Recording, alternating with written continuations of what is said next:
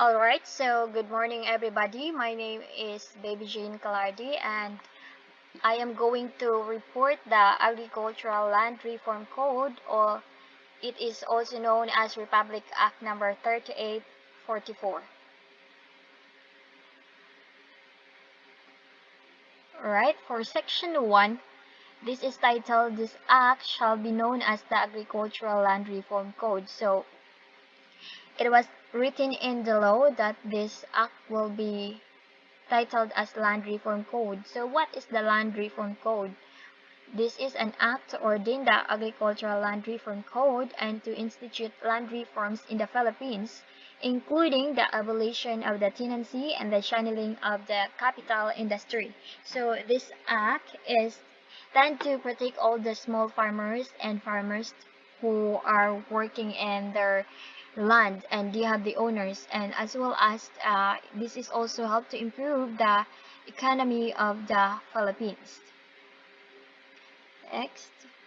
So for the section 2, this is the declaration of policy. It is the policy of the state first to establish owner-cultivatorship in Philippines agriculture and as consequence divert landlord capital and agriculture to industrial development force. So the first one, it just simply means that the owner is giving the land of giving them the equal rights to their farmer. It gives them control of their land where they can do farming.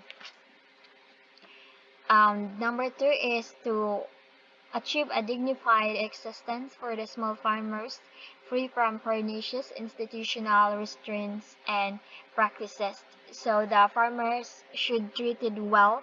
So, for example, there are some people who would just like uh, abolish their part as a farmers or abolish their rights. So this is also help to protect them. It is aimed to improve the quality and socioeconomic status of the small farmers. And also we are going to give them respect to the farmers' contribution in our community. As we all know, the farmers have so much contribution that they can give in our community as well as in the economic of the Philippines. Next. So third is to create a truly valuable social and economic structure in agriculture and conducive to greater productivity and higher farms economics. So the governments also help them to their farms so that they can contribute a good products, and if their products is good, so they can create and they can give a higher income. Next is to apply all labor laws equally and without discrimination to both industrial and agricultural wage earners. So no matter what is your job, we should treat them equally. If it's either white collar job or blue collar job, especially to those farmers, so they should not be discriminated just because they are farmers without knowing that they have so much contribution in our country. Next is to provide a more vigorous and systematic land resettlement program and public land distribution. So this is also help to distribute an equal land to our farmers to enhance their farming. To make the small farmers more independent, self-reliant, and responsible citizens, and a source of genuine strength in our democratic society. So this is also help to the farmers to be independent, that they can have their own income. So next slide. For the section 3, this is composition of code. In pursuance of the policy initiated in section 2, the following are established under this code. First, an agricultural leasehold system to replace all existing shared tenancy system in the agriculture.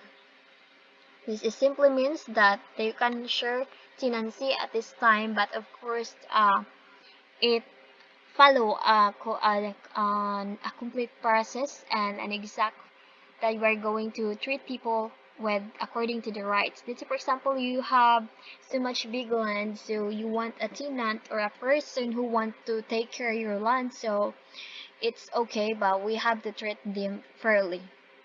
Next, a declaration of rights to agricultural labor. So here in the number 2, we also pay person to their labor. Let's say for example, you hire a tenant in your land. So right now there are some laws that before, way back then, there are some this kind of stuff that the owner will buy fertilizer or some products to their land, but then they're going to half of the crop will be goes to the owner and half will be to the tenant. So at this time, it is not allowed at all. So next, okay, like number 3, an authority for the acquisition and equitable distribution of the agricultural land. I already told you that a while ago that the government give them, some people have their land already, the government give them and they just treated fairly and equally to distributed to the farmers. Next, a machinery to extend credit and similar assistance to agriculture. So right now there are some programs in our government that it helps them to they provide machines to enhance the agriculture of the in the Philippines. So let's say for example in a rice field they are giving them some tractors, some water pumps so that they can it would be much easier and faster to the farmers. So next slide. For the section 4, that is abolition of agricultural share tenancy. So agricultural share tenancy as herein defined is hereby declared to be contrary to public policy and shall abolish. So provided the existing share tenancy construct may continue in force and effect in any region or locality. So to be governed in the meantime by the permanent provision of the Republic Act number 1199. So it just means that there are some policy to those who abolished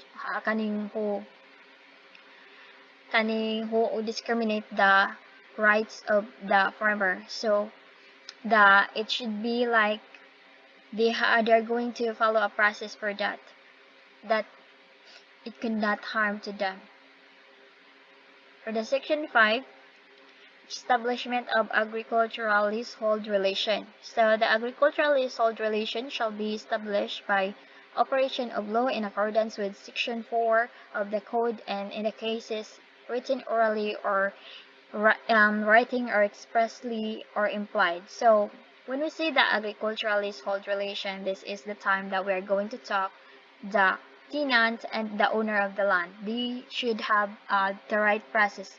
As I said, it could be they are going to talk it personally in oral that like maybe the person like Pedro wanted to work in the land of Juan, so they have to talk it orally and of course in written way they have to write their contracts in a written way that understandable for the both person. Next, the section 6 parties to agricultural leasehold relation. The agricultural leasehold relation shall be eliminated to the person who furnishes the land holding, either as owner, civil law, fructary or legal processor, and the person who personally cultivates the same. Section 7, tenure of agricultural leasehold relation. The agricultural leasehold relation shall confer upon the agricultural lessee the right to continue working in the landholding until such leasehold relation is extinguished. So the tenant can continue to farm the land as long as they are working nicely and they're maintaining relationship. So there are also some times that we are going to extinguish, but later on I'm going to discuss what are the ways to extinguish or kailan mawala ang bisa sa pagiging leasehold mo sa isang tao. Or in other words, we are going to discuss the next one. Section 8, distinguish of agricultural leasehold relation. So this is the time that paano mawala yung visa or how are you going to cut your relationship like if you don't want to work at all.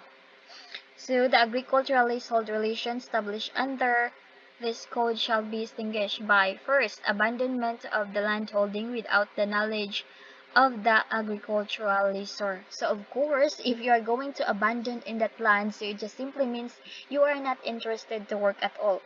And if you didn't talk it nicely to the person and you just abandon it without their knowledge or without talking them personally, so like kumbaga in a work like they have this term awol. So it's also same thing to the land. If you do it awol, of course you will extinguish in that land. Next, number 2 is voluntary surrender of the land holding by the agricultural leasee. So, let's say for example, I am working to a certain person, and I don't want to work it at all, so I'm going to talk that person nicely in a personal, and I'm going to give his land back, and I will see that I will not gonna work at all, maybe for some good reasons and understandable to the person. So, it could be that is valid. For the third one, absence of persons under Section 9 to succeed to the leasee in the event of death or permanent incapacity of the leasee. So this one also, of course, if you are dead, you cannot work. So therefore, you are extinguished. But it's not easily as that. Bisan pag like if you are dead, your responsibility is not cut off. It will still continue. So how are we going to do that?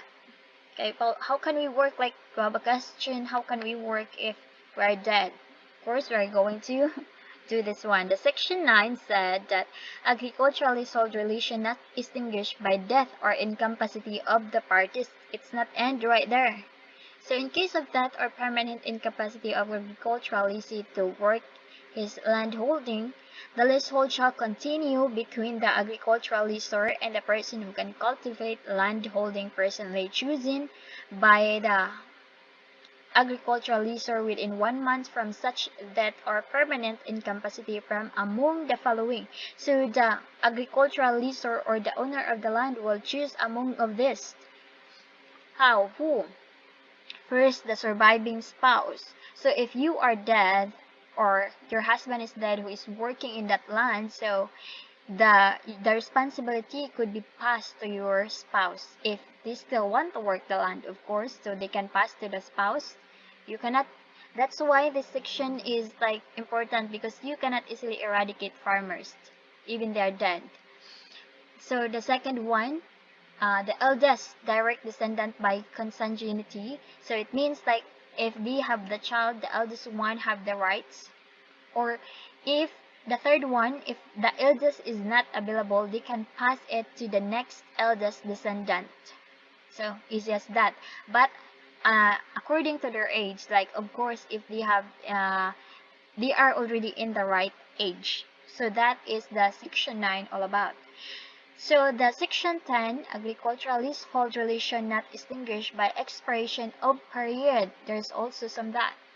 So the agricultural leasehold relation under this code shall not be extinguished by mere expiration of the term or period in a leasehold contract, nor by the sale, alienation, or transfer of the legal possession of the land holding.